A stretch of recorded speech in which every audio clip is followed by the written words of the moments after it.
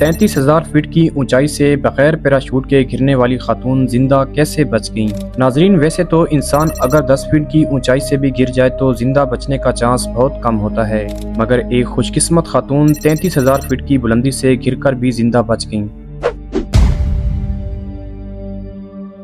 Serbia में पैदा होने वाली एयर होस्टेस वेस्ना वोल्वेलेक 26 जनवरी 1972 को स्टॉकहोम से बेलग्रेड की जानिब जाने वाले त्यारे से 33,000 फीट की बुलंदी से नीचे गिर गई थीं। दर हकीकत ये अपनी नौयत का अजीब रिकॉर्ड है, जिसमें कोई 33,330 फीट की ऊंचाई से बगैर पैराशूट के गिरकर जिंदा बच गया था। उस वक्त वेस्ना की उम्र 22 साल थी और उन्हें एयर होस्टेस के तौर पर काम करते हुए 8 माह हो चुके थे। लंदन में सफर के दौरान अंग्रेजी सीखने के बाद उन्हें हवाबाजी से लगाव हुआ और जब उन्होंने अपनी दोस्त को एयर होस्टेस के तौर पर जॉब करते देखा तो खुद भी ये जॉब करने का इरादा कर लिया। 1971 में यूगोस्लाविया की कौमी फिजाई कंपनी में एयर होस्टेस की हैसियत से शमूलियत भी अजीब अंदाज में इख्तियार की, क्योंकि वो लो ब्लड प्रेशर का शिकार थीं। इसलिए तिब्बी महीने से पहले उन्होंने कॉफी के 4 से 5 कप पिए ताकि ब्लड प्रेशर नॉर्मल रहे। ये तरीका काम कर गया और वो जॉब के लिए सिलेक्ट हो गईं। 8 माह बाद वो कंपनी के स्टॉकहोम से बेलग्रेड जाने वाले त्यारे का हिस्सा बन गईं। 26 जनवरी को दोपहर के 3 बजे त्यारे ने बेलग्रेड जाने के लिए उड़ान भरी। त्यारे के परवाज होने के 45 मिनट बाद ये हादसा पेश आया। हुआ कुछ यूं था कि त्यारे के सामान वाले हिस्से में एक बम ब्लास्ट हुआ, जिसके नतीजे में त्यारे के टुकड़े टुकड़े हो गए और वो 33,000 फीट की बुलंदी से सीधा नीचे जमीन पर जा गिरा,